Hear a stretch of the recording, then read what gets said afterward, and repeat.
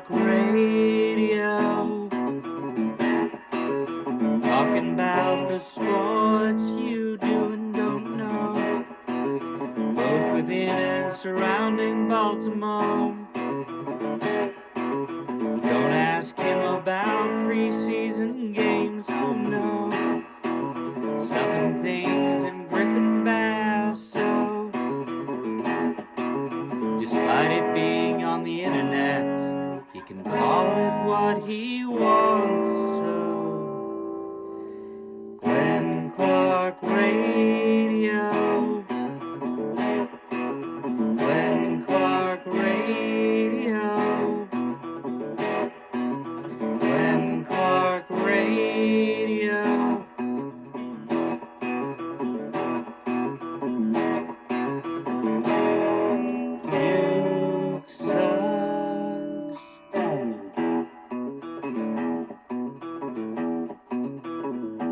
Seasons haven't gone to plan. The last couple of seasons have not gone to plan. And there have been shortcomings, and ultimately those are my responsibility. But this is a very hard game. We cannot succeed all the time, and we must keep going when things aren't going our way. And I think ultimately the proof is going to be in what happens in the results. So we make moves like this. We want these players to come in, do well, and bring our team to where we want to go, which is in the playoffs. So the fact that we're trading Adley for minor league players is not a declaration of setting back our timeline. It's about making moves to enhance the level of talent in the organization, and we want to continue to win in the near terms. It's a balancing act when you're in my position, and at this point in time, at this deadline, I made the decision to make this trade, and it's because of the talent that we're getting back. Let me say it about as simply as I can in response to Mike Elias, and I understand. I don't know that anybody discussed the possibility of Adley Rutschman being traded more than this show did over the course of the last couple of months. I understand. I think a lot of people believe that the Baltimore Orioles did well in the context of trading Adley Rutschman and think they got a good haul in return for Adley Rutschman. All of that can be true. And from a Pythagorean model standpoint, you can even defend, while I'm puzzled by the decision to trade Tyler Wells, a starting pitching prospect with lots of control is always going to be more valuable from a Pythagorean model standpoint than a reliever with 1 year of control. You can defend all of that, all of it. The simple question is, when is the timeline for the Orioles to be capable of contending? Has Mike Elias earned the right to continue stewarding the Orioles? And do you trust that he's capable of making the moves necessary if the idea behind acquiring more talent was to then use it as assets instead of sitting and waiting the 2 to 3 years for that group of players to come to fruition? And I think it's more than a little fair to say that there is good reason to have doubt about it. And that when we look at it macro versus micro, the micro can be that the Orioles had an understandable day at the deadline. They're not a very good team. Adley Rutschman was a year away. You got a very good return for him. You can understand all of that. But on the surface level, the question becomes, how did you get here, and how are you fixing it? And I think that's where the problems begin. The problems begin when you realize you don't know what the answer is to fixing it. There is no obvious path towards fixing it. And part of the reason there's no obvious path is because there isn't a track record that proves the people that are making the decisions are going to be able to get the team over the hump. Good morning. It is a Tuesday edition of Glenn Clark Radio. I'm Glenn, he's Griffin. And I've used the word complicated an awful lot over the past 18 hours because it's genuinely how I feel. We live in a society that wants everything to be a win or a loss. My friend Chad Duke's always, it's goat or trash, right? Like everything is that simple. It is not that simple. Period. It's not that simple. It's an incredibly nuanced conversation that we are dealing with in terms of what happened yesterday and the big picture look of where the Orioles are. And there's a lot of math that you can't make math, right? You can't make math. Why are you trading Tyler Wells and not trading Trevor Rogers? How does that make sense? Deal wasn't there. And the answer, it seems to me, and Mike Elias perhaps can't say it this directly, but the answer seems to be the simple Pythagorean model that I always refer to. That when it comes to Trevor Rogers, the offer had to be more than a half a year of Trevor Rogers and the compensatory pick that they're going to get, what they believe the value is of the compensatory pick that they'll get when they put the qualifying offer on him after the season is over. And if the offers that they had, he didn't believe were greater than that, then he wasn't going to trade him. That's the best I can come up with. Tyler Wells, Pythagorean model, it makes complete... I am befuddled by the Tyler Wells thing. Befuddled by it. If you at all are still trying to compete, your bullpen is a disaster. It's a disaster.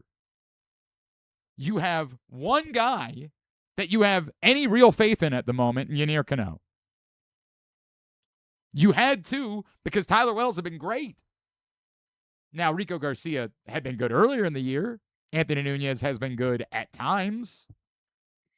Grant Wolfram has been good at times. But there was one other guy besides Cano that you had faith in Tyler Wells. And it's not just a problem for the rest of this season, which even if you say, hey, if you say this season's a wash, all good, then again, defend not trading Trevor Rogers. And it would have to be simply nobody offered anything, which would be wild to me, Jack. That would be wild. Or they value these compensatory picks so highly that it skews the way that they look at a return. Well, this return is good, but you don't understand what we think what it would be, 34th, 35th, 36th pick in the draft. You don't understand what we think that's worth. We think that's worth even more.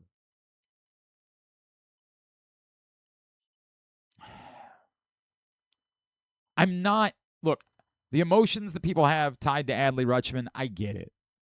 I understand. I do. I really do understand. I am at least empathetic, if not downright sympathetic. Like, I have felt that feeling for kids. Like, my kids are crushed. Actually, they don't know yet because they're at camp. Maybe somebody told them. They're going to be crushed. They love Adley Rutschman. They're going to be crushed by it. But that alone to me is just an unfortunate consequence. We talked about this with John Oliver and his son and Pete Alonso, right? Like it's part of being you sign up to be a baseball fan, you're going to deal with heartbreak. There's going to be heartbreak. And in a weird way, it is a good lesson for kids. Going through the heartbreak of losing a baseball player is on the shallow end of the heartbreak that you're going to deal with in life. You're going to deal with real heartbreak, gutting heartbreak in life. Don't. My grief, this is real. Griffin, okay. I understand. You're a special boy, and we love you. We're going to bring in a puppy later. Oh, we will? I wish. Okay. That'll help. That would really help. We really should look into an office puppy. John? Go a long way. That part I understand. But again, I can make this make sense. I can. I've been making it make sense for 2 months. And truth be told, and you can ask some of the folks I was texting with in the days leading up to this around baseball, I think the Orioles did better than I thought they could do. I think the Orioles did better than most people in baseball thought they could do. Now, part of that is the tax that you have to pay because Adley Rutschman's a Boston Red Sox, and you're going to have to deal with that. Like, that's going to be real. And also, part of that is the part of the tax the Orioles paid was lower-level prospects. Yes, they're outstanding prospects, but they're not close. You can get a greater haul from guys that are further away. It's sort of like when I joke, hey, I'll make plans for December. There might not be a December. It's easier to trade away guys that are further away, even if you think highly of them, because they're not real. It's not actualized. I can justify it. I can justify all of it. But when are the Orioles supposed to compete? Because they signed Pete Alonso, and they signed Shane Baz, and they signed Kyle Bradish. They didn't trade away Jackson Holiday. Not that I think they should have. They obviously signed Samuel Basallo. There's a core. We can question some of that core. We can debate, is there enough on the high end of that core? Gunnar Henderson, we think, is still part of that core. I mean, we think. But admittedly, as people have pointed out, if he doesn't sign, then they're going to be in the same spot with him next year, if there is a next year. When is the timetable? And I can say that it is plausible that this group of players, one of the things we talked about with the idea of trading Adley Rutschman or trading Trevor Rogers, that this group of assets that you got back is what helps you in going out and getting the pieces you need. Now, there's awkwardness related to that because, again, is there going to be a season next year? Is there going to be a normal offseason? Will you have the full amount of time necessary in order to try to use those assets to acquire players? Will there be a robust period of trades, or will there be essentially no offseason? Then when they finally work this thing out, there's going to be like 3 weeks to ramp up and get ready for the year to start, and that doesn't really give you the time that you need to map this thing out and find trade partners for the assets that you just acquired. But you can do it that way. I think one of the disappointing parts of what you heard from Mike Elias last night was that you didn't hear, we are going to fix this now. If you just take what they did on paper, it does look like another rebuild. Narvaez is a major league piece, Hoppy's a major league piece, but neither of them are terribly helpful. Narvaez is going to catch now, and as they're now openly admitting, Samuel Basallo isn't a full season catcher. I guess they think Carlos Narvaez is going to be catching more in the future, perhaps, or maybe that's Creed Willems. I don't know what that ultimately looks like, but that was a hell of a thing to just admit, the thing that we've speculated about, and that I've believed they don't think that Samuel Basallo is that. To just openly say it was kind of wild. But that it didn't include the words, listen, we are going to fix this. Everyone in this organization, from ownership down, is hell-bent that we are going to fix it. And we made the moves that we needed to make today, but we are going to fix this immediately. We are going to do everything we need, spend the assets that are necessary in order to fix it. And that, would it have made everybody feel more comfortable? Would you have believed him? Would you have doubted his ability to do it? Perhaps. But it would have at least been nice to hear. It would have been nice. And that wasn't what was said. Again, I can make sense. I can make sense individually. I can make sense even as much as I struggle with the Tyler Wells one. I just don't get it. I don't get it. But I can make sense from a Pythagorean model, which I understand is how every front office operates now. It is a sheer value proposition question. What to us is more valuable? If we can get more value, let's do it. I understand that's the way it works, whether I like it or not.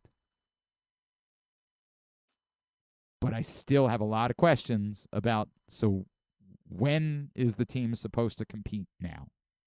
And what is the plan to get it there? And I don't know the answers to that. Later on in the program, Sam Dykstra, MLB Network, MLB.com, and MLB Pipeline will join us. We will learn more about the prospects the Orioles acquired at the deadline yesterday. I will get to your responses, your thoughts, as I'm seeing them come in. I promise that we will get to you, but we don't want to make this man wait because, he's just one of our favorite human beings on the face of the planet. It was great to see him back in town this weekend celebrating with Chris Davis. Always a pleasure to spend a couple of minutes with former Orioles manager, the great Buck Showalter, back with us now here on GCR.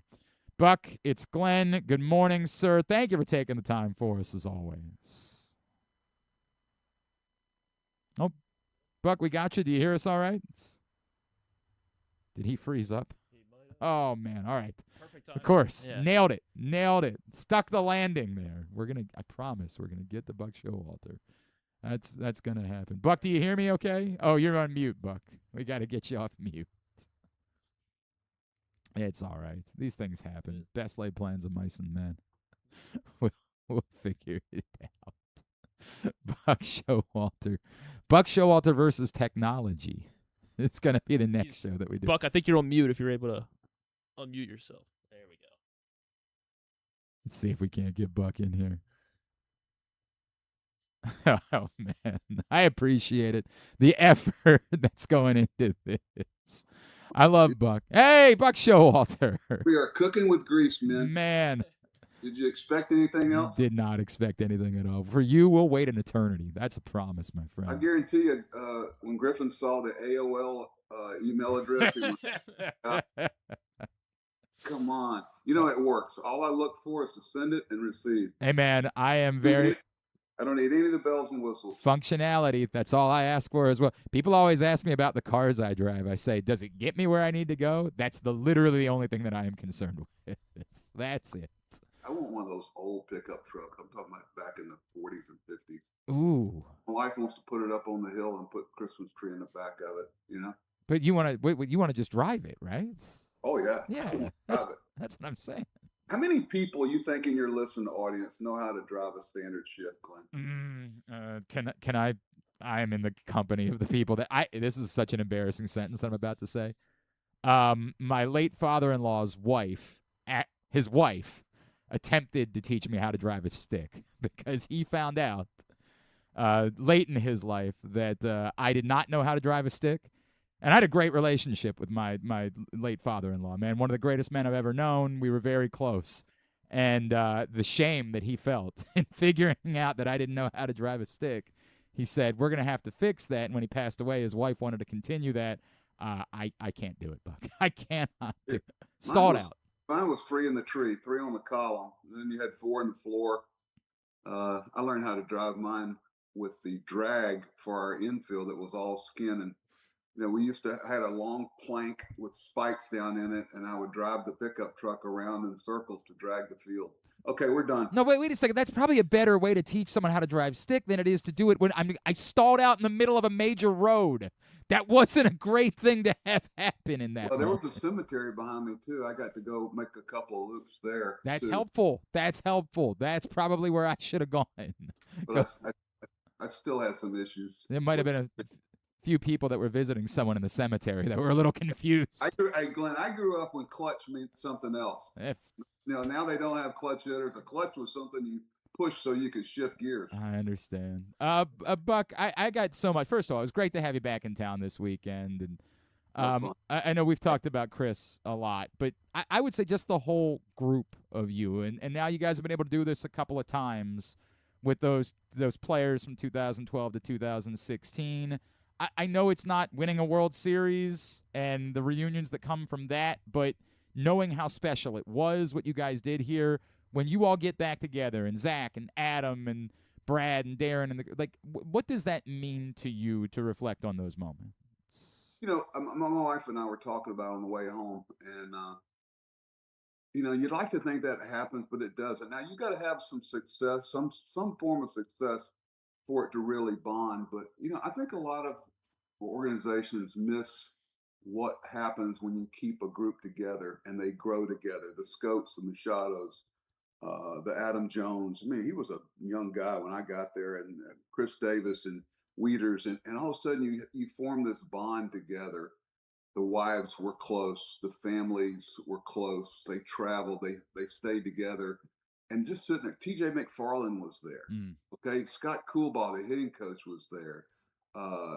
Just to sit there, and a lot of the support people that got let go with the new general manager, they all came back because the way the players treated them, and everybody was pulling on a rope, and it really made me feel good just to look around and watch them interact with each other again, because it was a special group. But it can be done. We were talking about the bullpen. There was Zach, and there was Brock, and there's Jim Johnson, and there's Darren O'Day and Tommy Hunter.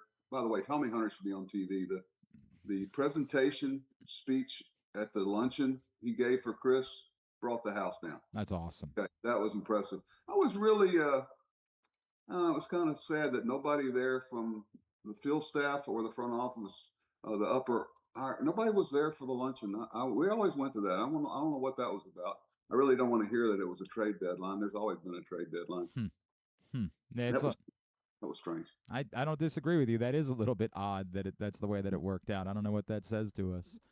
But can I ask this generically, right? Like, because I don't know that there's a correct answer to this question, but when we talk about the trade deadline, there's this question of, hey, when you make these decisions, do you need to go address the team? Do you need to? And I don't know how you as a manager handled this, or if there is a right answer. There's a group of guys, I'm sure, in Baltimore right now that are deflated because Adley Rutschman was a very popular personality and a really popular guy. Like, do you want the GM? Do you want the owner to come talk to the team, explain it to them? Do you say, look, they've got nothing to do with what we're doing in here, I'll handle that? Like, what is the correct answer if there is one? Well, every GM's different. Some people have the people skills and feel comfortable in a locker room. There's a lot of GMs that don't really feel comfortable in that environment. Let's say you didn't make any deal.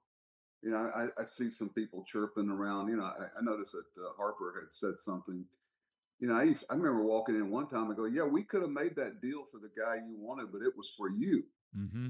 It was for you. Or had you ever stopped to think that maybe we have so much confidence in you guys? You've got to think about the weight your words carry and the way it reflects on your teammates. When you say we need this, we got to be active, you're saying that we're not very good at that position in this locker room. That's something you can't let go on. And because, sometimes the best deals you make are the ones you don't make. All these prospect lists and number 15 and number 12 and number 17. Come on, Lucy. I know. Yeah, I get it. Who makes those lists? Right. Now, that was an independent group composed of boots on the ground scouts that know what they're looking at and don't have any political agenda, and basically are just evaluating the talent on and off the field, and put this together. It'd be a little more.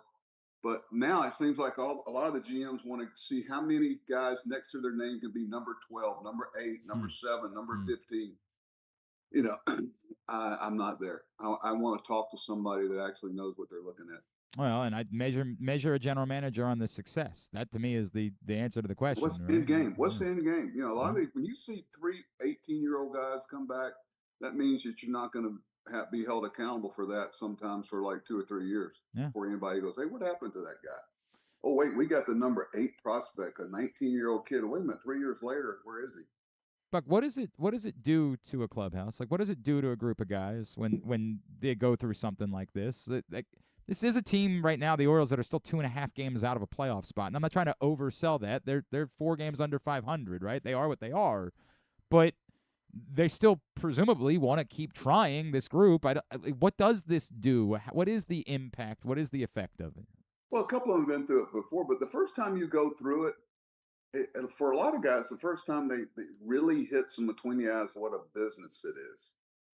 And, they kind of go, wow, And we tried to really stay away from that part of it as much as possible. I hated the cut days down in spring training because it brought such a sterile feeling to the workout and what we were trying to build. But you know, one thing you learn, Glenn, is the game moves on with or without you. You know, you're a ship passing in the night, and they're gonna mourn you, and they're not gonna dwell on it too long. It's a pretty cold world there. What have you done for me lately, and how can you help me today? And a lot of GMs don't feel comfortable coming down and having those conversations. They leave it up to the manager, and so it's having a feel for your locker room. Right. Do they need that? Do they not need it? You got a guy like Pete Alonso who's been through it countless times with every rumor known to man in New York, and it's not the end of any movement of players. You just have to acquire waivers. This is not. People act like it's a trade deadline and nothing else is going to happen. I think some of their eligibility for the playoffs depends on it too. So there's still some player movement going to happen. Buck Showalter is with us here on GCR. Buck, it feels like there is something more seismic here when it's like an Adley Rutschman, when it's someone who was a 1-1 overall pick, and that feels greater than just trading a player or a pending free agent. It feels like the impact of that is more significant. Did it shock you as much as it shocked a lot of people around baseball, the idea that this was the guy that was maybe a centerpiece that just for whatever reason it didn't work? Some of that he wasn't maybe quite as great. I don't know. It just feels shocking, I feel like, to a lot of people that someone like that is on the move. Well, you kind of lose a little bit of your identity of who you are. We're this young. We didn't play well for a long period of time, so that in some cases we could get these draft picks. Yeah. But you look at this. Okay, he's getting close to having to really pay him. Mm-hmm. Okay, and the other part of the equation is you think you have a guy that's as good, if not better. Okay, and now I hope he can stay on the field and stay healthy. That's another part of the equation, that you have that honest talk. Is this a guy going to be a guy that's going to be able to stay on the field? Basayo, obviously. That was the thing about Matt Wieters. Wieters posted up. Mm-hmm. Nick Markakis posted up. Adam Jones posted up. Davis, Scope, Machado, Hardy. These guys posted up. They played. And that's a skill too, Glenn. That's a skill. And you better look at that game's played before you acquire a player, because that's something that usually doesn't change. That's one of the things I told Brandon Nimmo. I said, you got one thing left to keep you from getting a contract. You play 100 games a year. Mm-hmm. It doesn't work. Nobody's going to commit to you. And he solved that problem. He did. It's interesting because that, I think, is part of the conversation about Adley at this point as well. I guess let me ask it on the flip side, right? Because I think there's a lot of people around the Red Sox that say, wow, this is a heck of a price to pay. You allude to questioning these prospect rankings, but 3 of the top 5 guys in your system for, an off-injured catcher.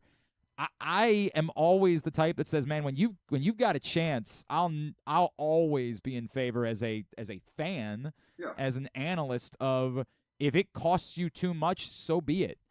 Go take the chance. I know Dan was talking recently about the trade for Andrew Miller. I'll never second guess that, right? Like, Andrew Miller was awesome. I love the guy we gave up. When Dan told me who he gave up, I went, oh man, that hurts. Yeah. Andrew Miller, my biggest complaint about Miller is we didn't sign him. Right. We should have kept him. Well, it was one of the worst off seasons I'll ever remember between Heat Cruz and Markakis. That was gutting. Don't get me going. All right. That hurt. But it's like it's about the Scooble trade. Don't be mad at the Dodgers. Just about everybody could have put a package together to get him. Just about everybody. Okay, so why are you mad at the Dodgers for doing what other people could have done?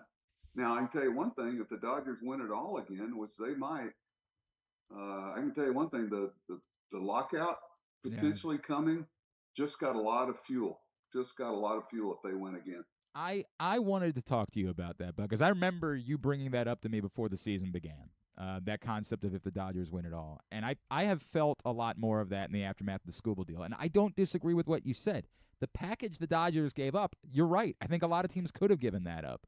The argument would be that the Dodgers' advantages financially help them absorb risk greater than other teams can. Hey, if this one doesn't work out, if those players we traded go on to be really good, all good, we're just going to go sign someone else. We don't. They'll get more prospects. Correct. Prospects, but Okay, then fix the system. My point is that I think it's going to do a lot for the owners' vision of what they want baseball to look like. Yeah.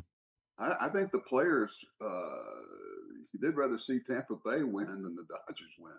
Okay, because I don't know, public sentiment after if and when the Dodgers win it all Yeah. is going to be, hey, this is not. We got to fix the system. It's the same thing with the NIL going on in college football. Everybody says we got to do something to fix the system. Well, then what is it? Yeah. What No, do you no do? one has a solution. Correct. I've never seen the owners this much together. I think I don't want to talk about You know, 20. It's painful.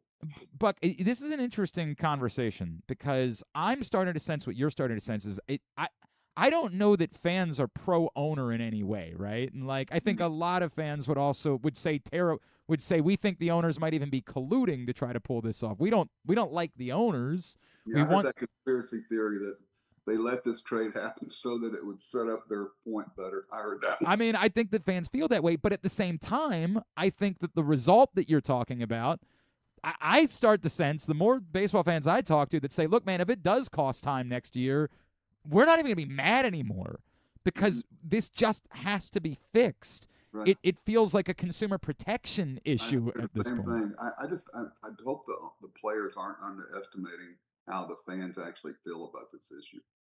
I think they're as concerned about the floor as they are the ceiling. Well, and to me, I don't think I'm anti-player. I think I want the owners to spend the money. Like I want them, but I want it to be distributed in a more even way and create more competitive balance in that place. This is not me rooting for the owners to make more money. I don't want that. I want every city to wake up and feel like they have life and opportunity going into every season and excitement and not thinking about tanking. I that's what I'm looking for in this process. I don't know. Can it be done? Is it possible that this can work out, or is it going to be such a fight for the players to say, sorry, we just don't care about that? Well, it's going to be interesting to see where the union, how much they stay together on this. I know in '94 and '95, worst time in baseball. I just wish somebody before they pull the plug on season next year, if they do, talks to people from that '94 strike. It was awful. It wasn't bad. It was awful. And it was '94. And it took us about 3/4 of the season, almost the playoffs against Seattle, to get the fan base back. Right, that one-game playoff, yeah. It took a long time to get them back. And obviously Cal helped and, the home run chase and all. But I think your point is well taken.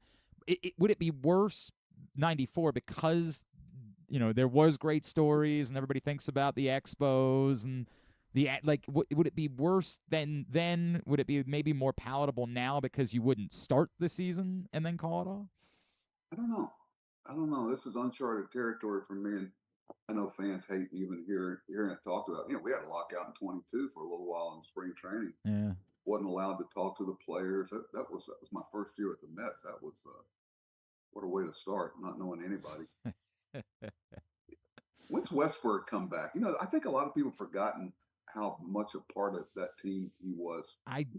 He's a good player. I don't disagree with that, Buck. I think he provided them something they didn't have, which is just a natural hitter. I also think like the outfield is a bigger part of the conversation than we're talking about, which is like it's bleak. And I don't want to pile on Colton Cowser because he's incredibly likable, and when he plays well, his skills are the types of skills. He's an incredible defensive outfielder. And when he's hitting, but it's so rare that he's hitting that it really costs them to put him out there every day, and they just haven't been able to make up for it. I don't think people realize how bleak it is now and how few answers they seem to have in the outfield. Yeah. Sometimes it can require some position change to get that taken care of. Is it easier? Where are your prospects? Where are your people that you think can play in a big league?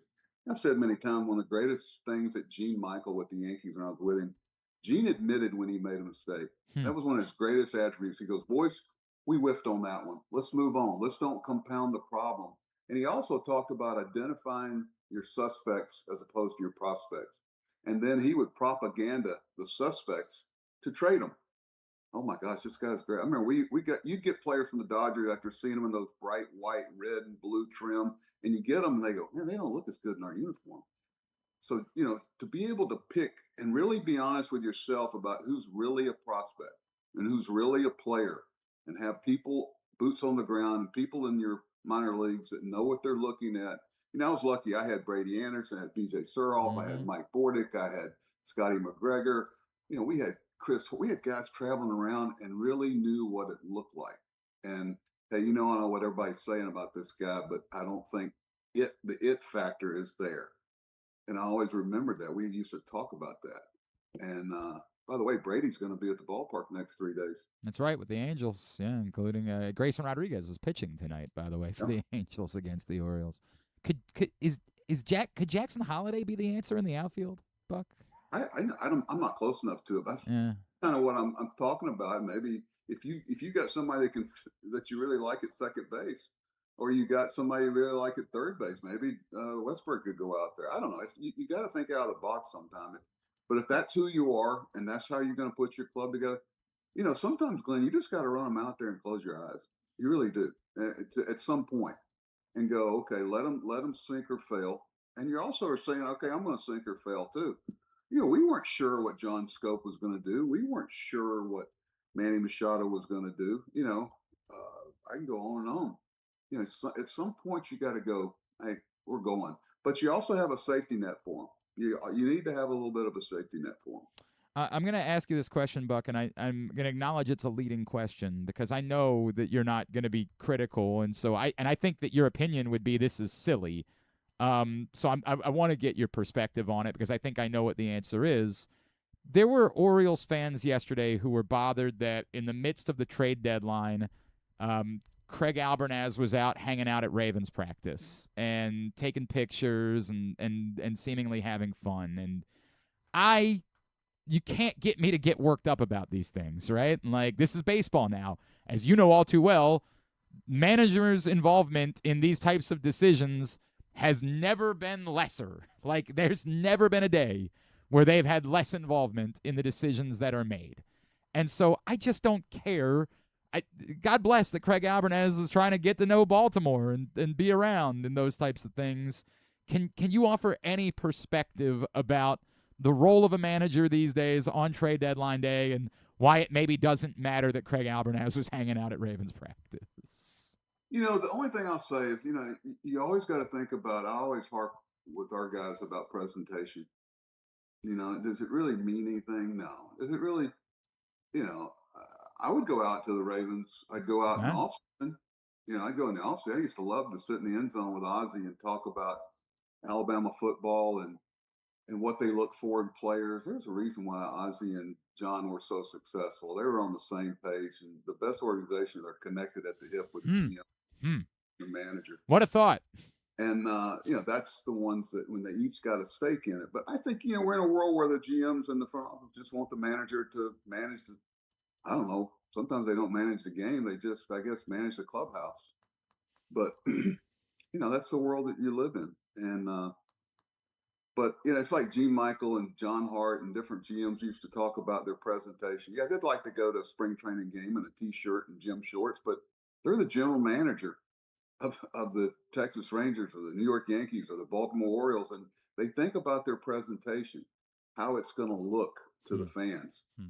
So that's the only thing I would say. You got to think about the arteries of your decisions to do things and how they reflect on other people. Only because we haven't caught up in a couple of months. Before I let you go, I want to know, after seeing ABS, do you want more of it or less of it? I have no problem with it. Let's get it right. Can you imagine watching college football or pro football and not having replay? It's almost part of the entertainment package. We saw this, by the way, with Skip Schumacher the other day, where they were out of challenges. There was a terrible strike 3 call. I mean, not even close, and he still got ejected. And I just keep coming back to why can't we just get it right? Well, the other one, I believe that you should have the ability to have maybe a check swing call, whether you have 2, 3, only in the 9th inning. Fans hate when a game is decided by a check swing. And first of all, we'd have to decide what a check swing is. and not, you know. Yeah, But then, can you imagine being able to actually correct those wrongs? Okay, where game ends. And the other thing, it's really taken the vindictiveness away from umpires. These guys, I've heard some of them go, "Well, I'm leaving after this year. I'm leaving." Okay, good, go right. ahead. You're the wrong guy. Yeah, you know, these guys, especially the young guys coming up, they've got an idea. They're used to working with it and everything. And there's some veteran guys that are very good at it, have been exposed to what we already knew, how good they were. Mm-hmm. You know, you ask people in the dugout, they'll tell you exactly who's a good ball strike guy. Mm-hmm. And it's hard. It's really hard. They need the help now and then. But I'm all for it. I want to get everything right, especially in the playoffs. Orioles are only 2 games out in the loss column, and they're going to have to finish over 500 to get in the playoffs. But be careful about counting them out. They got a chance. Are you hanging out at home for a little while? You back here? I'm in Maryland till Yeah. the end of August. We come up here for a couple of months. We've got a little, what do they call them? Farmettes? I don't know what they call it. But my son's up here with his family. And I talked to Brady last night. Of course, Brady never gets sick. He's actually got a cold. I've never seen him sick before. Maybe the healthiest human being I've ever seen in my life. And we've all. Well, he called me a couple times and said, "Man, this everyday coaching, 7 days a week, 7 months. Oh my gosh." Brady was great. I tell you, he was such a contributor.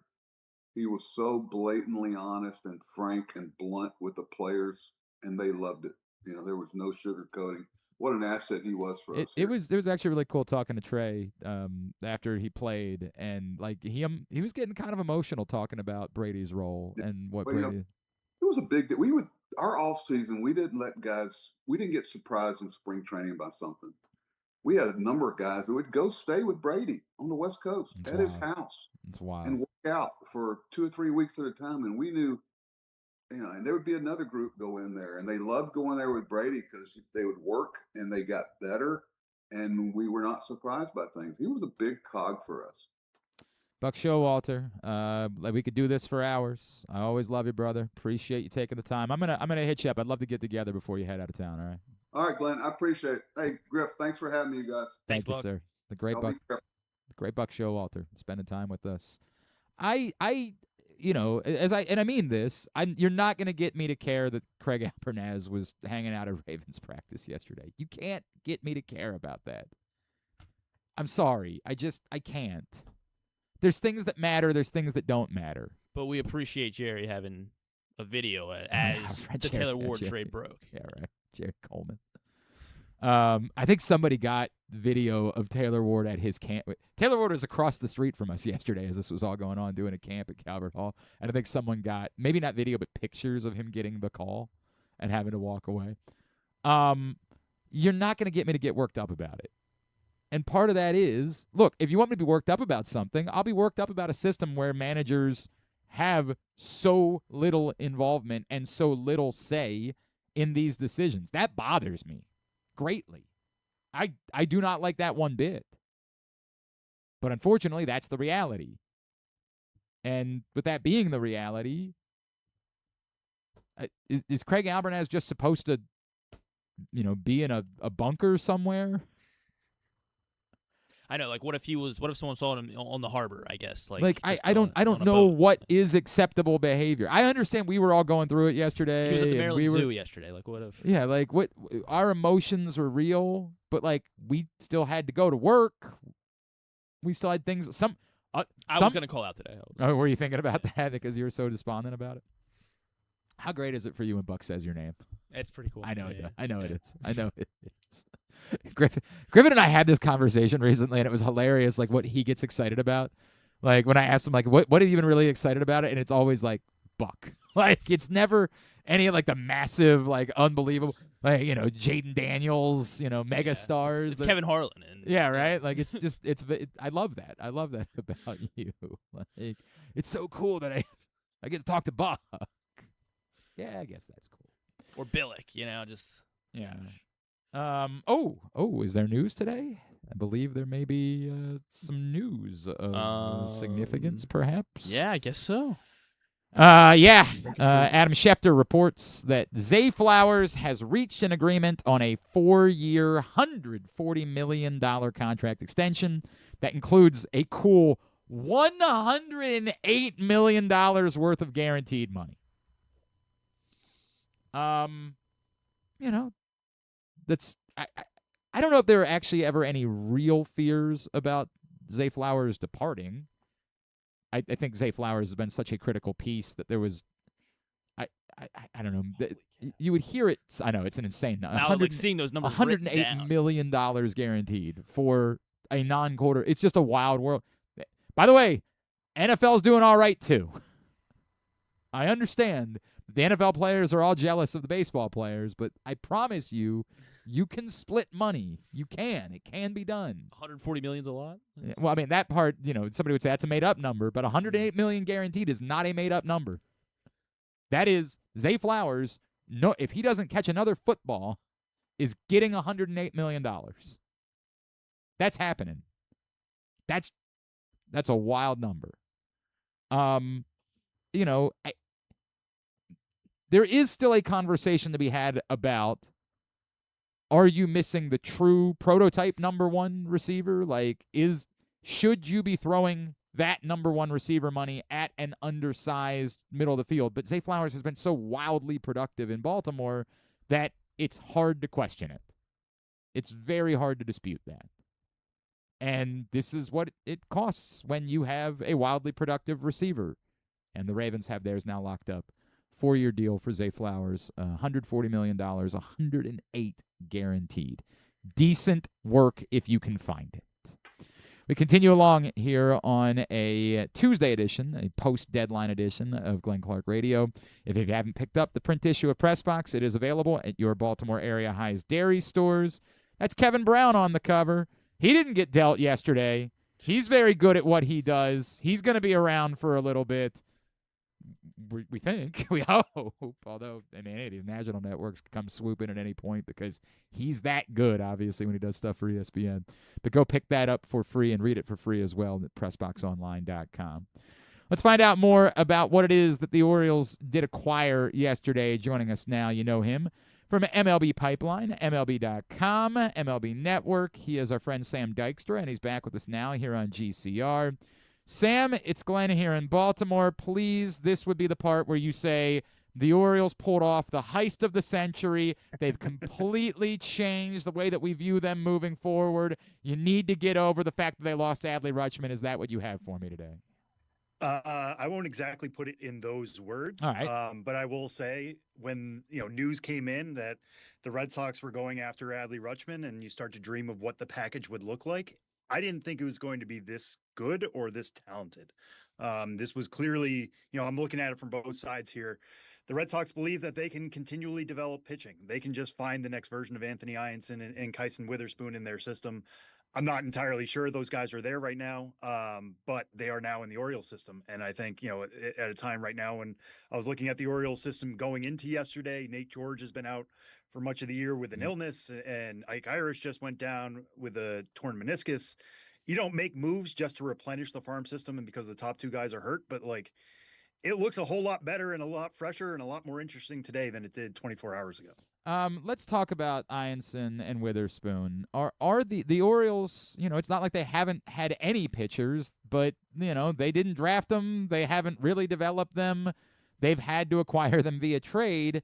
What they haven't had is surefire front line types of pitchers in their system. We thought that was what Grayson Rodriguez was, who ironically is pitching in Baltimore tonight for another team.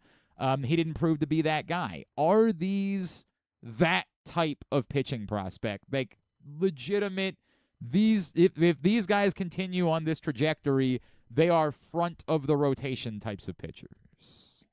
I think Ianson is the closer of the two to that. He's number 49 on our top 100 right now. He's got a solid argument for being the breakout pitching prospect of the year across the industry. He's got a 1.32 ERA, 94 strikeouts, and only 68 and a third innings at high A and double A.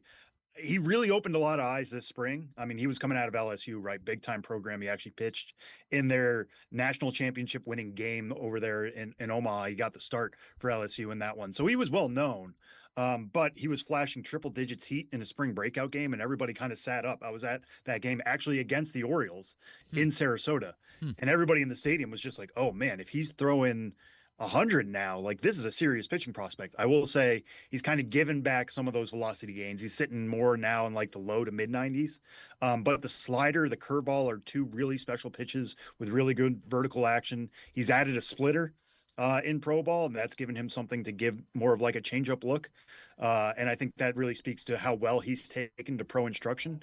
Again, he's only a year into his pro development. Yeah, he's coming out of LSU, but like it's still early in his pro development that I think the Orioles are getting him at a good time. Obviously, he's got some momentum here. They can build on that, and he's certainly somebody who could factor into the rotation going into next year. Wow. I think why the Red Sox were willing to deal him, and this is a question we're going to face as we redo our top 100 here in a few weeks, is like, how much do you care about him losing velocity as the season's gone on?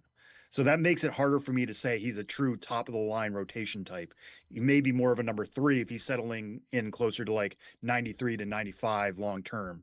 But we know it's in the tank now, and we didn't think that a year ago at draft time. Kyson Witherspoon has kind of gone the other direction. He actually was the Red Sox first rounder last year out of Oklahoma, slipped a bit in stock. His ERA is 4.78 and 75 plus innings at high A this year. So he hasn't broken through to the double A level. A lot of people thought he had a really special fastball coming into pro ball, and actually it's been much more hittable, especially if he's not getting it at the top of the zone. If he loses a little bit of command, which is what he's done, and it's sitting more in the middle of the zone, guys have touched it. I mean, I think the swing and miss rate for it has been around 16%. Normally in fastballs, you would hope for a good one. It's in like the mid 20s. So that's certainly a question mark. He's got a slider, cutter, curveball, cutter that have all shown progress and can be potential above average to plus pitches. He's somebody who's like worked on his delivery a lot. It's got a really short arm action to him. I think he's still a work in progress in that way. And I think he actually offers kind of the other way from Ianson, a buy low opportunity for the O's, that they can really put their own stamp on him and realize like, okay, we need to work on some things. Let's work on that together and maybe get him back into a top 100 prospect, because that's what he was back in the spring. Someone would ask if the Orioles have the ability to put their stamp on a pitcher, but I'll save that commentary for another day. Sam, let me go back, because something that you said about Ianson really is important to me, because I think some of the difficulty we're having with what the Orioles did, again, it looks like, to your point, they got a really good return for Adley Rutschman.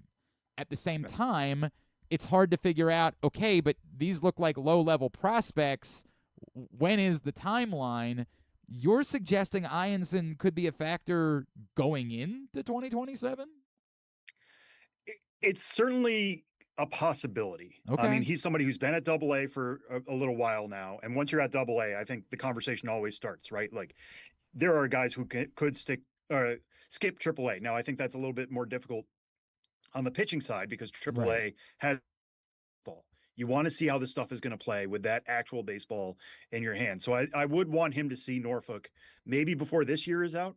But he has this success. Like, it's certainly there. And I think the quality of the breaking balls could get batters out right now. So, yeah, you could hear whispers of him, like, being in the competition in spring. It wouldn't shock me if he goes back to Norfolk just to get a longer look at that level. But I think a first half debut in 2027 is absolutely at least in the conversation right now. That is significant. That is, I mean, it's something that I hadn't considered, and obviously would at least change the timeline, because I think the other part of the conversation that we're having is, are these prospects more valuable to the Orioles for the Orioles, or are they more valuable in loading up the farm again to go try to make the moves that you need to make in order to be a contender next year? Again, provided there is a next year, right? Because I realize that is a complicated conversation. In looking at the timelines, like, do you feel strongly one way or the other about what the benefit is to the Orioles? I think given the types of players that they acquired, for the most part, you're talking about Ianson, Michael Ferret, who's back in the organization, right? Like, he was traded away in the offseason in the Shane Baz deal. He's now back in a move with the Rays straight up for Tyler Wells. I think part of the reason they got him is because he is major league adjacent. He's been at AAA for a little bit now. He's got a kitchen sink approach. Everything's moving different directions. He can kind of go east-west. The pair of fastballs with not special velocity, but like the four-seamer's getting a lot of swing and miss right now at the AAA level because batters are trying to think about what's coming and they're not always expecting the four-seamer. So Ferret's somebody who is, I think, helpful in that short term, right? He will absolutely be in the rotation conversation going into next spring. Maybe even by the tail end of this year, we'll see how his first couple starts go with Norfolk. But then, Witherspoon, yeah, maybe if he bounces back and is stock back up towards the end of the year, maybe that's somebody you look to flip again and just be like, hey, look, he's fixed. Like he has value again. Andy Azakar, who they also got from the Red Sox. He's more of a long-term project, right? 19-year-old outfielder who's only reached high A. Jamnardo Reyes, who they got from Dean Kramer. That's another long-term project. He's 18 years old and only is at single A right now. It's certainly a bulkier farm, and if you want to take that long-term view, it's easier to believe in the quality and the long-term outlook of the Orioles system, but this is not a team that should be rebuilding right now. But I think that's the part. Sam Dykstra is with us. What you just said is what we're struggling with, right? Like if these were the returns they were getting when years back when we knew a rebuild was coming, I think there would be a little bit more of a all right, like this is a great starting point. And obviously, like they traded Manny Machado once upon a time, and all they had to show for it was Dean Kramer. Until now, he's gone. The tricky part is. Okay, but that's not what you're supposed to be doing. You're not supposed to be resetting. You've got Basayo and Alonso and Baz and Bradish now signed. Like there is a core here. Gunner's only here for a couple more years, if he plays well. Jackson Holiday, you've got the core. You're supposed to be winning now. I think the other part of it is maybe there is an in-between here, which is perhaps these aren't specifically the prospects that you trade, but maybe it makes it easier to consider trading other prospects because you have kind of fortified the system and now have some replacements if you are instead dealing a De Leon, a Herman, or something like that as you're looking for pieces this offseason. Yeah, I mean, and if you just look at the pitching part of this, right? Like Joseph Zerwa is on our top 100 now. Yeah. He was the clear top pitching prospect in the org going into yesterday. Now that's Anthony Einson. Caden Hunter was kind of a pop-up name, but now he's in that discussion with Ferret and Witherspoon. In that next tier, the pitching is certainly bulked up now, and I think they would be dealing from more of a place of strength if they were to move any of these names that we've mentioned from the pitching group, rather than if you moved Zerwa or Hunter, you look at it Aaron if they were to move to either of them who have actual value going into the offseason. You referenced Ferret a second ago. Mike Elias last night tried to sell the idea that Ferret could be ready now at the major league level. In looking at his AAA numbers, his AA numbers were exceptional. His AAA numbers have not been very good. And even when he got, you can say, hey, 2 of the first 3 starts were brutal and that inflated his ERA. But then when he brought his ERA down last month, his whip was basically 2. Is there something I'm missing when I look at his AAA numbers? You described him as major league adjacent. Just how close is he to being a factor? Because I'm confused about trading Tyler Wells, but I do understand the value of a starting pitching prospect that you have full control over. Yeah, I think for Ferret, like I was saying earlier, I mean, the big thing for me is that he just has so many options with which to attack batters. It's tough to hone in on one pitch and be like, well, this is clearly what the best pitch for him is. He's going to keep pitchers guessing. I think last year we were talking about it more of being the era of he's absolutely a king of that, given that he has 5, 6, maybe even 7 pitches to work with here. You look at the AAA numbers, yes, I get it. It's an ERA of 4.89, but he's still striking out 46 batters in 38 2/3. Like, I think he's a run of about 2 to 3 good starts away from really, I won't say forcing Baltimore's hand, but being like, okay, clearly this guy is ready. Let's give him a look just to get that kind of, and this is another thing that's been in vogue in recent years, getting a guy just a quick cup of coffee at the end of the year, knowing what the major leagues look like, sending you into the offseason with that experience so that you can build on it, get some feedback from major league hitters, try to tinker with your arsenal, or at least understand what it's going to be like for a fresh start in 2027. Is that at all complicated by, I believe, is the story that if there's a work stoppage, anyone on the 40-man roster would not be able to participate in the minor leagues next year? Is that a complication to making some of these decisions right now? That's a good question. I haven't asked as much about that. I think you have to operate as if games are starting day one. Like you don't want to hold a guy back from making, his major league debut. I referenced Sam. It feels like this is the kid that didn't do his homework on Wednesday night, hoping it was going to be a snowstorm, right? Because like all the weather people said there's going to be snow, and then you wake up the next morning, or maybe someone a little bit older in college who got drunk the night before, and there's no snow on the ground when you wake up, and oh crap, like I really screwed this up a little bit.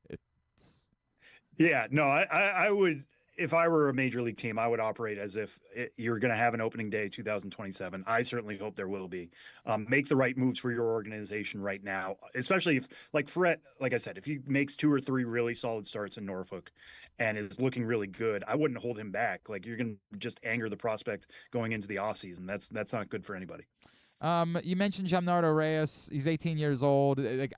You look at him and you say, hey, boy, the numbers are really good, but it's an 18-year-old in the Florida Gulf Coast League. Is there anything that we can say about that, or do we essentially say we have no idea? It's kind of just like some magic beans. I mean, it's always going to be a lottery ticket when he is that young, right? I mean, there are some really good traits here. We have him at 55 power on that 20 to 80 scale, which is above average. The exit velocities have been good. It might be 60 power, which is plus power by the time he gets to full maturity. It's average to maybe even above average speed. So there's a lot of tools to dream on here, which for like Dean Kramer, I think is a pretty good get back. And again, we were talking about earlier, like it's still a little bit early in runway in terms of development because he's only 1 year out of the draft. Reyes being only 18, like you have a lot of time to make that guy into what you want. And if he's off to this promising start and he's trimmed a little bit off his strikeout rate since coming stateside compared to where he was at last year in the DSL, there's a lot of arrows pointing up with that guy. And that's the type of prospect you want to acquire. Sam, before I let you go, look, Enrique Bradfield has had a difficult path. He's been hurt a lot. He has not hit, and we knew that was going to be a concern when the Orioles drafted him, is how capable he was going to be of hitting. He's been healthy this year, and he has hit a little bit. The Orioles' outfield picture is bleak. I mean, it's bleak. Hopefully Dylan Beavers becomes the guy they think he can be. We're now a few years into this with Colton Cowser, and he's just not becoming a consistent major league bat. Is Enrique Bradfield a factor again? Is it plausible to believe him to be capable of being an everyday major league player, or are there still too many questions for you about the bats? There's just too many questions for me, I think. Like, especially in the power department, it's really tough to carry a guy who's maybe going to slug 370 in the major leagues. I know the defense is going to be elite. I know the base running is going to be elite. There are other ways for him to be valuable. I just, he's 24 years old now, and the power has just not come around, nor that you would really expect it to, given his 5'11" frame. I still think of him at best as like a fourth outfield type. He's not going to be an outfield savior unless something really turns around here. It's like you said, like he has battled injuries in the past. Saw him in the fall league last year. He got hot at times there, made some of the best catches I've ever seen out there. That was wowing folks left and right. But I just think like you want some level of impact at the plate, and he's just not going to be the guy to bring it. Sam, what can we plug for? I know it's a busy week for you guys. What all can we plug? Yeah, just honestly check out MLB.com/pipeline. I mean, we've had tons of deadline write-ups. I wrote up the top 25 prospects who got traded, many of which we talked about here today, went to the Orioles system. My colleague Jonathan Mayo wrote up the best hauls at the trade deadline.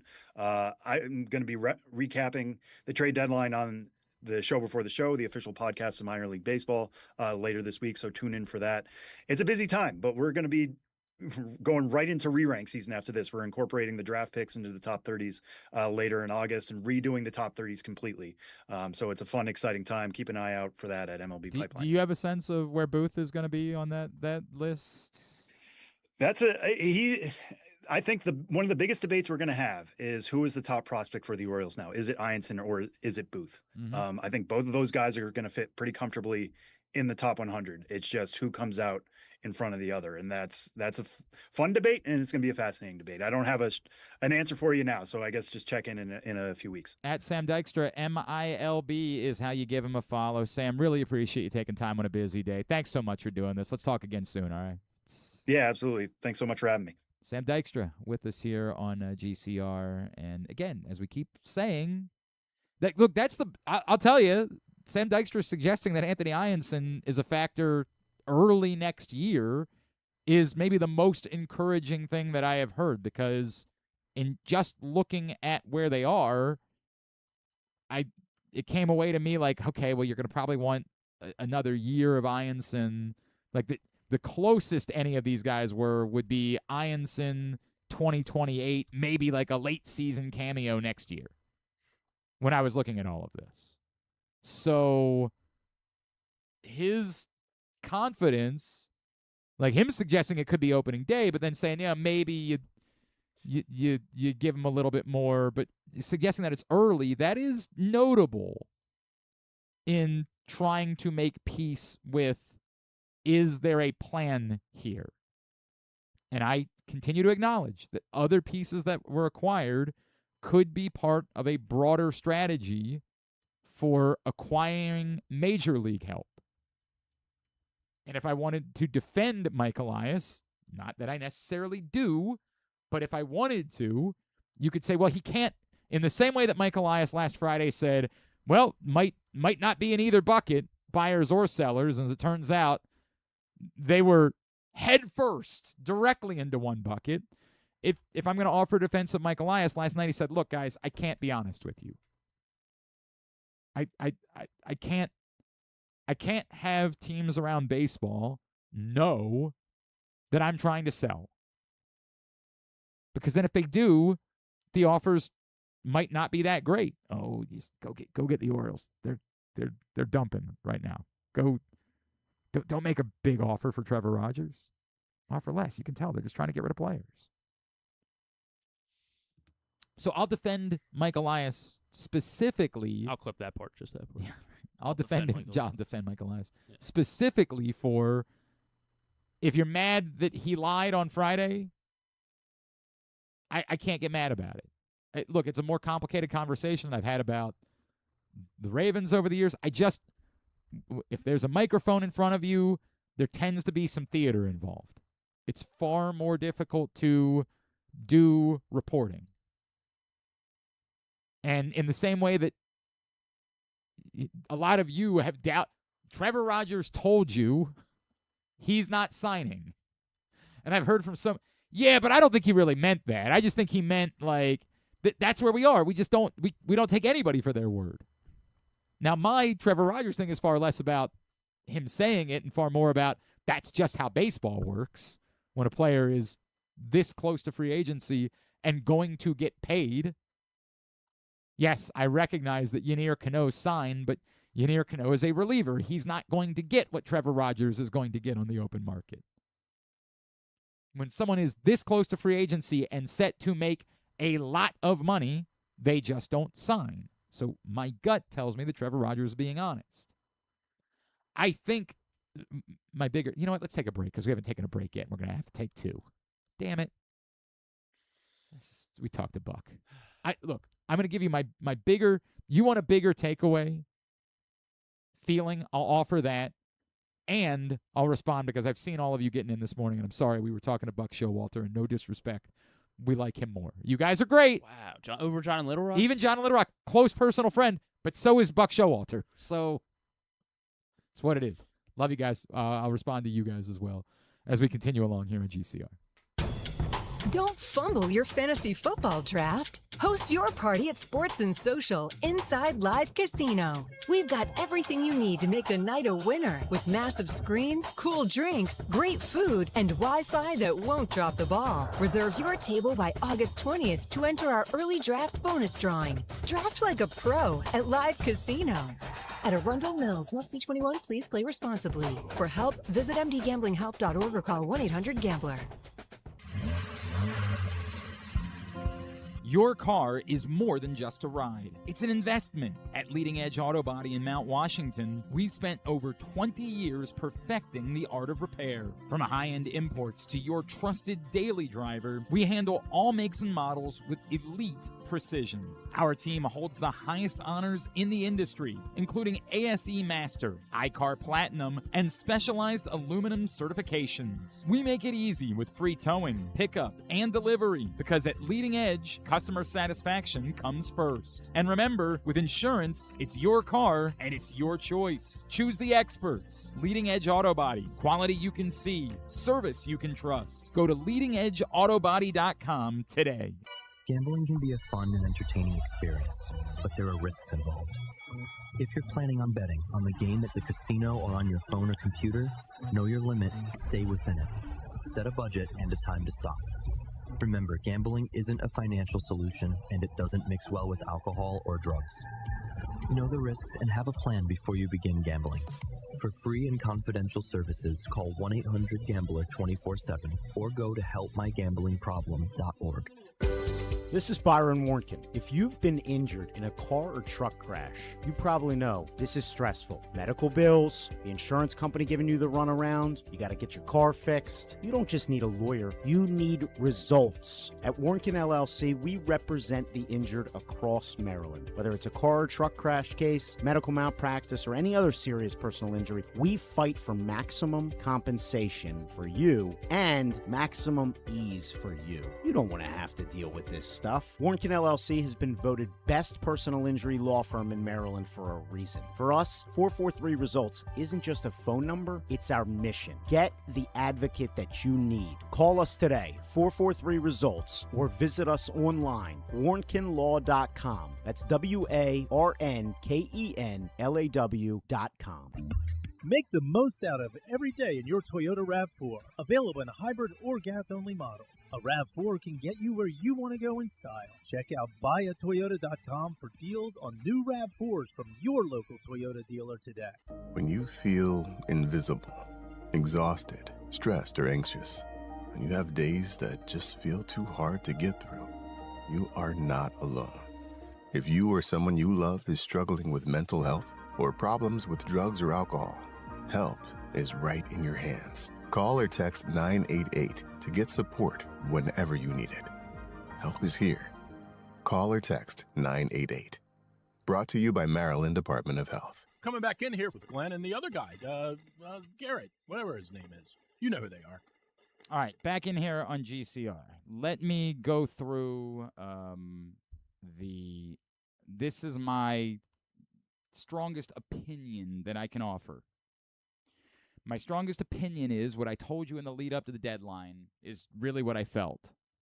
And I think that my frustration, as I said before, is far less about the fact that the Orioles traded Adley Rutschman. Again, to many of your chagrin, my Adley Rutschman that I remember, like, people were getting frustrated. I remember, like, was it a month and a half ago, I looked at Griffin and I said, Griffin, are you going to share an opinion about this? And you were like, I just don't want to think about it. I don't operate that way.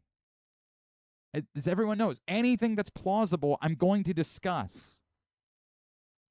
I have been, yesterday I was in a text thread with people at WBAL, a reputable news station of record in town.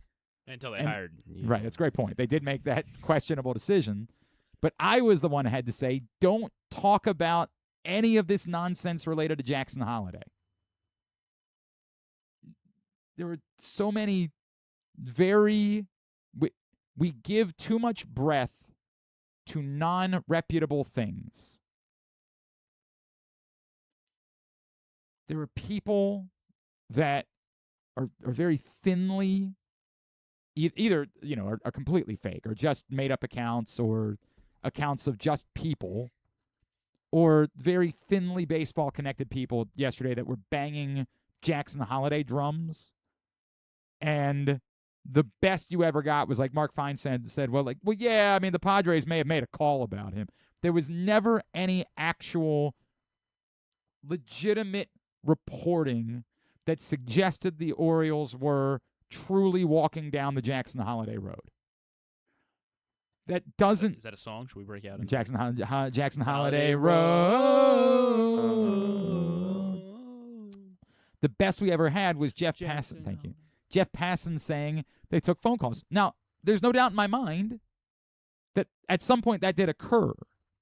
But WBAL, a news station of record, it's one thing for you on the internet to say, hey, I saw this tweet. It's another thing for a station of record, a news entity, to give it breath. And I spent my day saying this does not deserve breath. The Adley Rutschman stuff always deserved breath.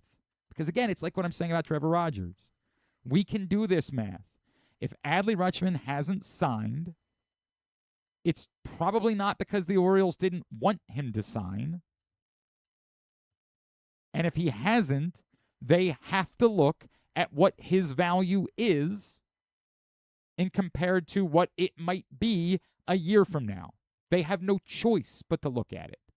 If the Orioles had traded Adley Rutschman for peanuts, then I'd probably be furious about that. They didn't need to do that. And they didn't need to trade him for what they got, but you can understand it. But whatever my feeling is about that, I do believe they should have also been more aggressive in trying to add pieces. And yes, I am aware that they added, who's the outfielder, the AAA outfielder from the Nationals? Christian something? It's not Christian Watson. That's the receiver in Green Bay. But for some reason, I want to call him Christian Watson. Franklin. Christian Franklin. And that came to me. I didn't even look it up.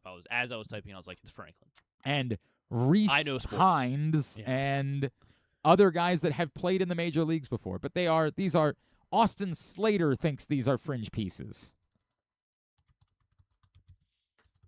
My opinion, which is worth about as much as this weirdo who always goes on about the fact that I wear hats in the comments and thinks he's making hilarious jokes about Caddyshack. My opinions are that they should have been aggressive the other way too. And it is plausible that they attempted to be.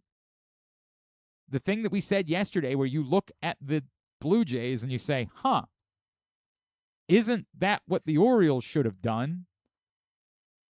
Move your pending free agent, acquire.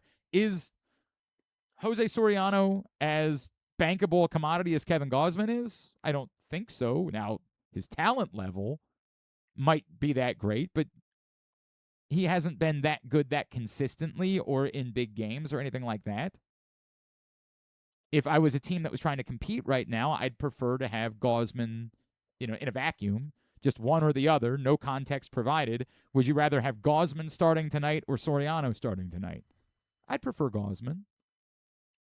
But the scenario where you have more control of Soriano and you move on from Gausman, that combination made a lot of sense to me. That's my opinion, what I think the Orioles should have been doing. You want to move on from Adley Rutschman? All good. What are you doing to help this team? And yes, I'm sure Christian Franklin will have like a week where he plays really good baseball, and we're all like, oh, and you doubted Christian Franklin. I still don't know what Christian Encarnacion Strand is going to end up being. Yeah, it's true. Maybe it's just Christian. Yeah. By the way, he had a really big hit last week. It was the only hit he had last week. They didn't play him quite as much. I understand. But I don't know that Christian Encarnacion Strand is the savior that we kind of all wanted him to be because he had a hot couple of weeks. Maybe he ends up being Ryan O'Hearn. Or maybe he ends up being Leody Taveras, who for a couple of weeks we say, yo. And then a couple of weeks later we say, yo. I'm hip. I'm with the. I know. I was you know me. Wow. I was like, I don't even know if I want to give that. You know me.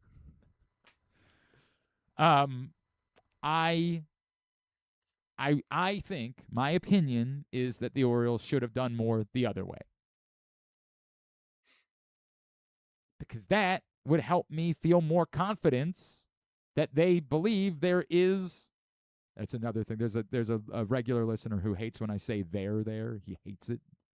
Like there's some weird. There are people that hate that I say folks and pronounce the L. Folks. I do that. It's a bit. It's a bit. Bengals. That's one for you. You love to say Bengals. You love to say Bengals. The right way? No, definitely not the right way. Because I don't say you Bengals. You love to say Bengals. They're the Bengals. They're not the Bengals. They're the Bengals. It's like there's no A involved. The Bengals. They're the Bengals. What do I say? We've done this before. We can't do it again. We can't. This is for a day where there's no news. This is for a day we can't even spend time on Zay Flowers because there's so much to do. That's one of my things. Christian Flanker's joining the roster immediately, by the way. So. Sure. I mean, they don't have any outfielders. Hard to. Beavers and Right, Cowser. thank you. Tavares. They are players that Tyler play O'Neill. in the outfield. You are right. They are guys on the team that run around in the outfield. I think they should have done more. Now, I hope that this group somehow figures it out anyway, and that Gunnar Henderson, there's still a Gunnar Henderson in there somewhere. I'm not counting on it. Got way too much of a track record for me to make plans around it, but I hope that happens. And then I hope that the Orioles use their now fortified farm system to go acquire outfielders and legitimate frontline pitching this offseason. I hope they win the bidding war for Trevor Rogers, but don't convince themselves that they have an ace. I hope, this is what I was talking about with the Rogers, Scooble thing last week. I hope they understand they need to go. I want them to bid on Tarek Skubal. That's what I want them to do. If they do some of these things in the offseason, if there is an offseason, if there is a season, then we're going to have a different conversation. But right now, without them making any additions of note, it is very difficult. It's less about this season being a wash and more that you're making it harder for me to see the path for 2027. You're making it tougher for me to believe that you're a year away. And then the next question becomes, if they're about this and Gunnar Henderson gets off to a good start next year, are you just dealing away Gunnar Henderson? Is this just eternally what this is? When is it going to be now? When is it going to be liftoff from here? Because it hasn't been for the last 4 years. And that's not that there weren't good moments. Signing Pete Alonso was a good thing. Trading for a year of Corbin Burns was a good thing. But that's individual moves spread 2 years apart. At no point was there this is the moment. We're doing the damn thing. And you're going to have to do the damn thing this offseason to present a realistic scenario by which we can believe you are legitimate contenders to win a championship. Bunch of different stuff that's come in today. And it's kind of all over the place, so I'll do my best. And I apologize that I'm only getting to all of it now. Dave, the new Orioles magic. Watch our players disappear right before your eyes. I get the bit. Again, this is tough because I can justify I hate it. I say I hate it. I made a video about this yesterday, and we don't want to talk about it. It's easier to say things like, well, the Orioles let Adley Rutschman down. And to an extent, they did. They failed to surround Adley Rutschman and this group of core players with the pieces that were necessary in order to turn them into World Series winners. But can we be honest? Are we in the trust tree? I love Adley Rutschman. Adley Rutschman let the Orioles down too. And I don't know that it's more one or the other. Like, I have more venom for the way the Orioles let Adley Rutschman down because I think it was right in front of you. It was there. You saw it, and you failed to capitalize on it. But I can't blame Mike Elias specifically for Adley Rutschman getting here, succeeding, and then suddenly forgetting how to baseball for the better part of 2 years. And the part that we don't want to talk about is that since like May of this year, Adley Rutschman's hit .219. Yes, Adley Rutschman was a better version of himself in 2026. But was he a superstar? I guess it just really comes down to the health thing. Like, it seemed like when he was healthy, yeah, he was Adley Rutschman. And yeah, you can say that. Yeah, and that is part of the conversation. I don't like doing this because it feels like I'm piling on Adley Rutschman. But it's the same. Adley Rutschman is part of the problem here. We're not any longer. He was part of the problem here. It's tough. It's not fun to talk about, but it's true. Adley Rutschman let the Orioles down too. And even when he was a really good player, we define that based on the fact that, they won. And we kind of looked at the date. Remember, he came up at Preakness. By July, everything about the Baltimore Orioles had changed. Everything.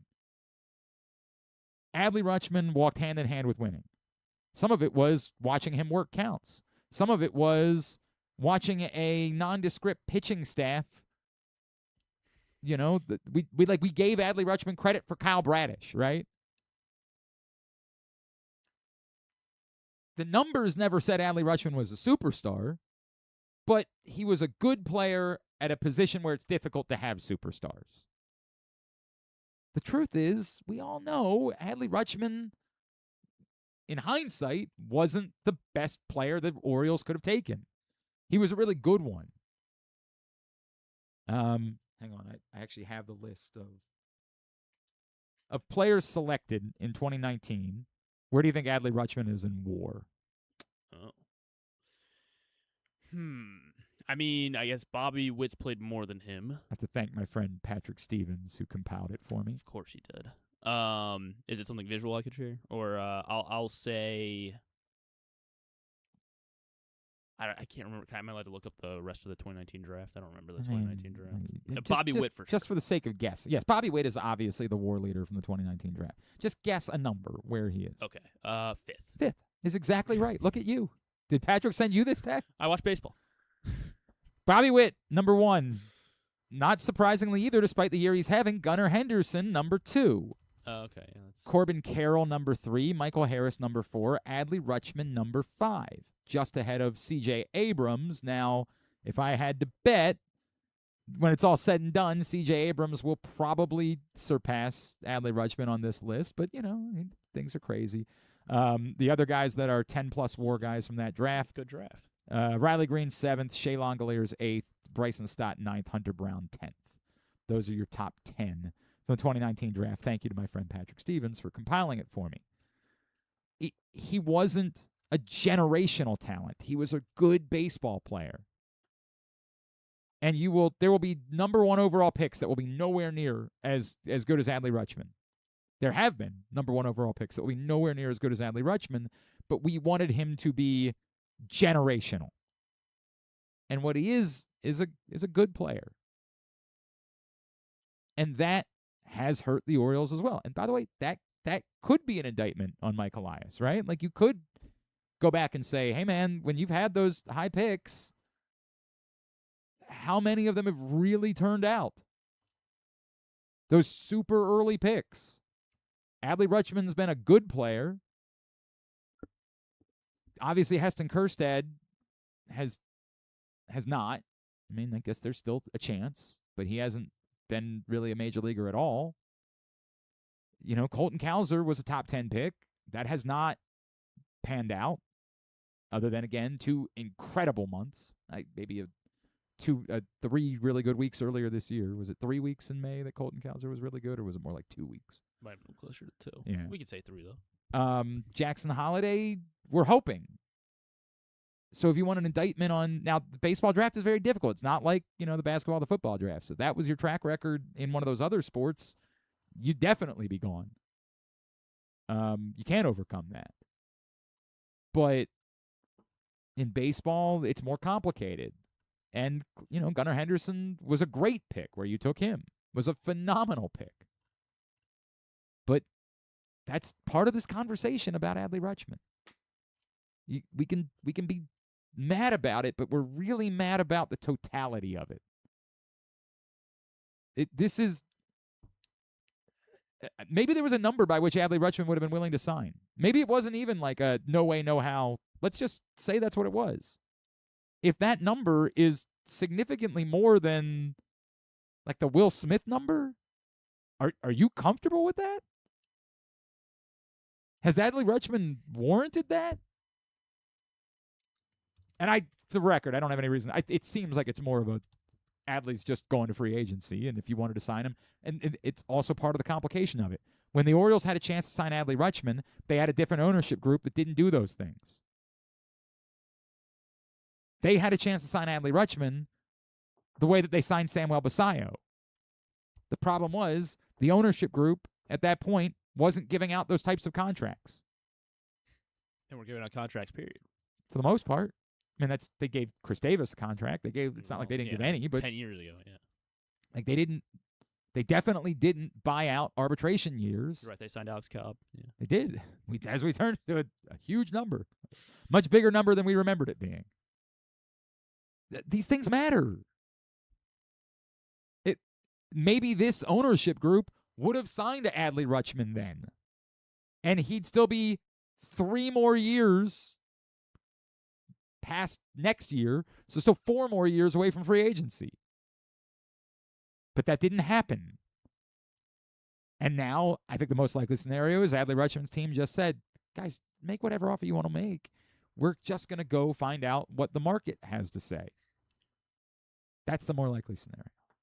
Were they doing the math and saying, I mean, I guess they were making it work this season, but you had Pete Alonso at first base, Basallo. They just didn't want to keep DHing and catching Basallo. But it's super awkward that then they come out. Mike Elias openly says last night, we don't think Basallo's a full-time catcher. Yeah. All you can do is DH. I think around base. Now again, Mike Elias might say, guys, remember, I can never tell the truth, right? Like I can't do it. But it's really weird. Is that him saying, just never interview me when again? you have the opportunity to say, we believe this is our guy, put your flag down. The first chance you have, you say, yeah, we don't really think of Samuel Basallo like that. It's just not the way that we view him. That's a weird. It's a hell of a thing. John Little Rock, I'm not even remotely upset with the trades. I'm upset that for the time being, the current GM gets another shot at a rebuild. He doesn't deserve it after his failure to get the first one successful. The organization is so clueless and out of touch with the city and the fan base. They got free state taxpayer money for all their upgrades, and the local businesses are not investing in them. They better crank out the shirts, bobbleheads, and gimmicks to get people to come next season. This season is done. Elias and company take no accountability. A lot there, John, some of which I think is totally fine. Like the public money thing, that's just sort of the way that sports work. Like this notion that there's a whole lot of owners that are just like doing happily. No, you guys don't have to give us a thing. It'll just be a gift. I mean, that is just kind of how sports work now because there are places that are willing to do it. And the threat of losing the team is significant. I don't know how people in St. Louis, maybe right now people in St. Louis are like, you know what? The hell with it. Our lives are just fine without football. I don't know how they feel. I think I'm sure they miss. I mean, it'd be really difficult for what I do for a living. I don't know. It would definitely impact me directly. The city, St. Louis was one of the stops that I had on my little road trip. Did you go up in the Arch? No, we didn't have time for the Arch. I did go one time when I was younger. I've never been. Very cool. I've never been to the Arch. It was very neat. Yeah. It was like a ghost town. It was weird. It was eerie. Like there's just not a whole ton of. I don't know that a football team is going to change that. I mean, I guess you're right, but like it's like people. Our friend of ours who lived there, he said that it was kind of like when the Rams left, people started leaving the city. The soul has been sucked out. Yeah. It's an interesting thought. Busch Stadium's really nice. I get the point though. I get the point. Like, do we know there's accountability? I remember the night that we got the news of the David Rubenstein sale. Like I was over on 105.7 at that point, and the news happened. It was so uncomfortable. They were doing whatever Tim Barbalace's like football thing, whatever his show was called at the time. And like the news happens in the middle of that show. Oh, I think I might have been working too. Yeah. Were you? Yeah, it was like late January, right? That sounds right. I think I was doing Tim's show. Yeah. It was like 6:30. Yeah. Yeah, and I remember. The middle of football daily or what? It's not a shot. Everybody knows I love Tim. Everybody knows that's my guy. It's not. I just don't know what it's called. But the point is, like, we get this news, and now we're sitting in there getting ready to do our show, and we're like, all right, well, the hell with that. All we're gonna do for a couple of hours is take phone calls about new ownership. And I remember Rita and some of the callers being mad at me because I didn't just throw a parade. I said, hey, by the way, when we're talking about like private equity, I still need to know more. Now, when that was quickly followed up with the news of the Corbin Burns trade, I changed my tune. I suddenly said, you know what? New days are upon us. But on the whole, I don't know what to make of the ownership group's commitment to winning versus profit or potential collusion with other owners going into a CBA agreement. I don't know.